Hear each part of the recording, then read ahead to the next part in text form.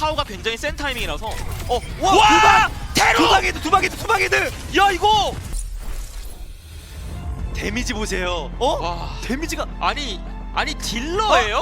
아니 원래 딜러였던 선수예요. Teru, a Korean player born in 2002, is currently a member of the Washington Justice. In 2023, he's a flex support player with a specialization in Ana Kiriko and has earned a total of $37,000 in prize money across his professional career of 5 years. Teru is one of the first players to completely transition roles after entering the Overwatch League. When he first began his professional journey in 2018, he primarily played Genji, Pharah, and Mei. When Rollock was introduced to the game, he naturally picked up the flex DPS role, according to his most played heroes. From 2018 to 2020, he showcased his promising mechanics, eventually getting picked up by the 2021 Vancouver Titans. Although he showcased some notable moments as the Titans' flex CPS, he failed to gain enough attention from the Overwatch League teams to remain in the Overwatch League's next season. So in 2022, Teru announced that he would be swapping roles as a flex support. Although there were players like KROW who transitioned roles before reaching the Overwatch League, Teru was the first Overwatch League player to make a transition after reaching the highest professional level, prompting concern from fans and other pro players alike. Especially after the introduction of Rollock, the specialization of each role in the professional scene had already rooted players into distinct skills and categories, but some people apparently are just built different. After Teru's exceptional performance in Contenders 2022, in the second half of the Overwatch League season, he managed to re-enter the league as a support player for the Hangzhou Spark and led the team all the way up to 4th place in the 2022 playoffs. Teru's successful role swap started a spiral of players transitioning roles in the Overwatch League. For example, Dante and Fleta, who transitioned from DPS to tank, Babel, Shui, and Pineapple, who switched from DPS to support, Clestine, who went from tank to DPS, etc, etc. There were quite a few players who changed roles or at least made the attempt. In the backstory of Teru's role swap, Rascal played a key role in making this transition. At the time, Teru determined that it would be difficult to achieve higher success if he remained on DPS, so he was contemplating whether he should try out becoming a flex support, which he also enjoyed playing. Rascal, who had taken up a wide variety of roles since 2016, supported Teru and told him it wouldn't be a bad idea to change roles.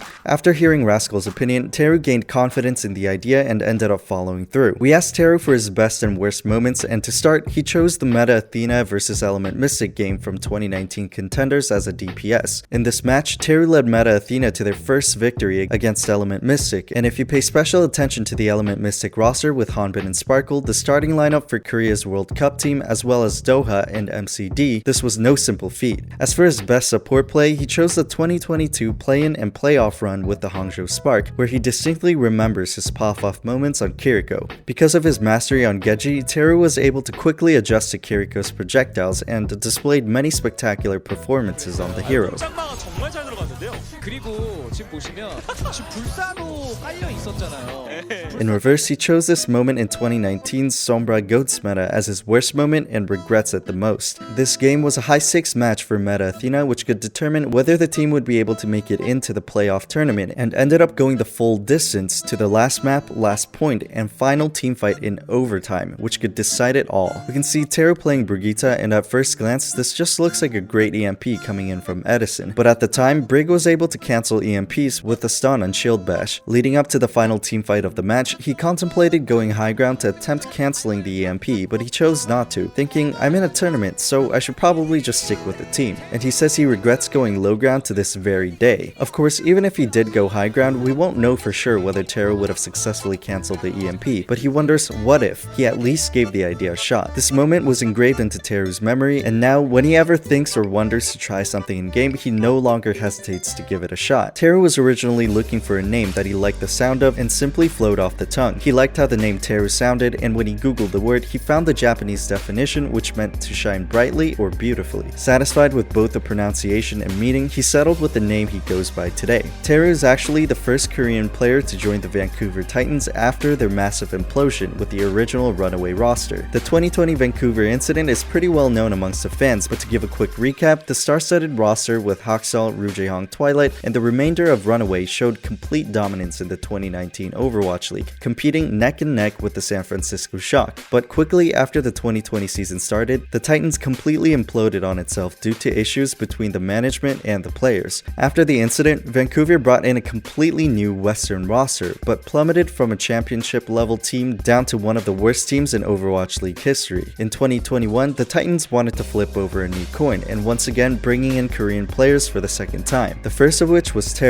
In 2021, Teru played half of his matches on 300 ping. Because of COVID-19, the Overwatch League matches were hosted online, and because of visa issues, Teru wasn't able to join the rest of the team in Vancouver, having to play matches alone from Korea. So until May of 2021, Teru had no other choice but to play on 300 ping from home. Teru's older brother was also a pro in Overwatch. Going by the name of Album, he played in Korean contenders from 2019 to 2021. Teru's secret hobby is building custom keyboards. He loves to collect keyboards and keycaps, and he shared with us a picture of his resin Psyduck keycap. Teru used to play other games like TF2 and Minecraft. Although he didn't play much of League of Legends, when he did, he was Plat 1 in the game. Teru uses a Logitech G Pro Superlight and a BenQ Zowie G SR mousepad. He has a 1600 DPI and a sensitivity of 3, but also sets the render scale in Overwatch to 75%. I don't know what it is about these crosshairs, but every player we've interviewed so far, Alpha Yi, Kalios, and Teru, all seem to love using a white dot, despite varying sizes. Finally, a message from Teru: devs, please make more new heroes. And thank you to all the fans who cheer us on, and I'll try even harder to show you all the great results in the future. And to cap it off, here are some funny moments and clips from Teru, and this was KROW. I'll be back again next time.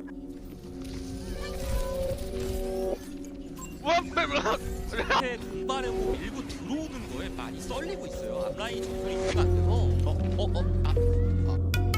여기서 위치 파악해줘. 이거 체크했네요.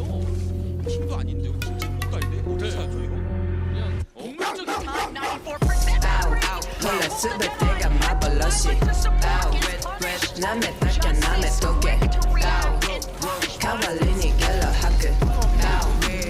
I have to go and bam. Let's go, let's go, let's go. Dokoe, who's gone, who's gone, Dokoe, gata, mata, hoeteru, motherfucker. Ai, teni, deki, nai. Yume kala, same, nai, yume, same, nai. It's a color, como say, kaka, I don't mind.